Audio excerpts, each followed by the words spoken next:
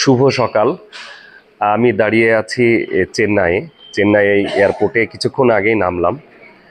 চেন্নাই এয়ারপোর্টে যারা ট্রানজিট নিতে চাচ্ছেন এখান থেকে আবুধাবি, তারপরে শ্রীলঙ্কা, বিভিন্ন জায়গায় যারা যেতে চান তারা এই ভিডিওটি দেখতে পারেন, তাদের কাজে লাগবে।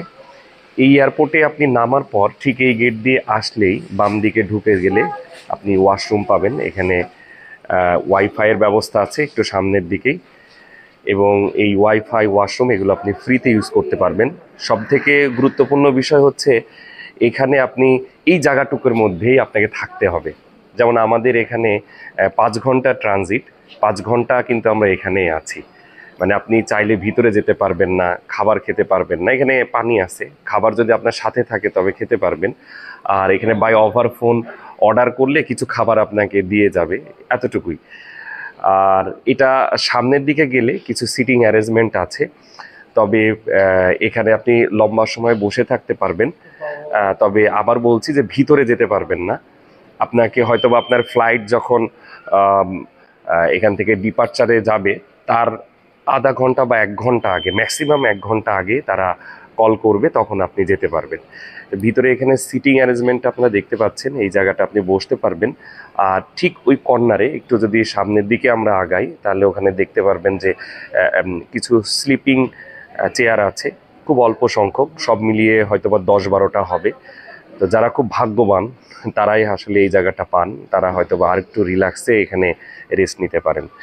তো আপনারা যারা আসবেন তাদের পরামর্শ হচ্ছে মেন্টালি এই প্রস্তুতি নিয়েই আসবেন। যদি আপনি ইন্ডিয়ান কোনো এয়ারলাইন্সে আসেন, এয়ার ইন্ডিয়া হতে পারে, ইন্ডিগো হতে পারে, যে অন্তত 5 থেকে 8 ঘন্টা এরকম ট্রানজিটের একটা নির্দিষ্ট এরিয়ায় এরকম জায়গায় আপনি বসে থাকতে মানসিকভাবে এবং শারীরিকভাবে প্রস্তুত থাকতে হবে।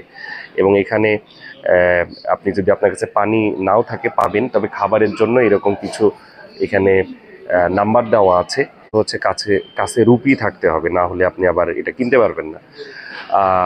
কার্ড দিয়ে পেমেন্ট করা যায়, সেটাও আপনি করতে পারেন। যদি আপনার কাছে মাস্টার কার্ড বা ভিসা কার্ড থাকে সেটা দিয়ে পেমেন্ট করতে পারবেন। আর এই জায়গাটা খুব খারাপ না, তবে যারা বাচ্চা কাচ্চা নিয়ে আসেন এখানে লম্বা সময় বসে থাকা বেশ কষ্টকর। তাছাড়া এমনিতেই মোটামুটি সব সার্ভিসই ভালো।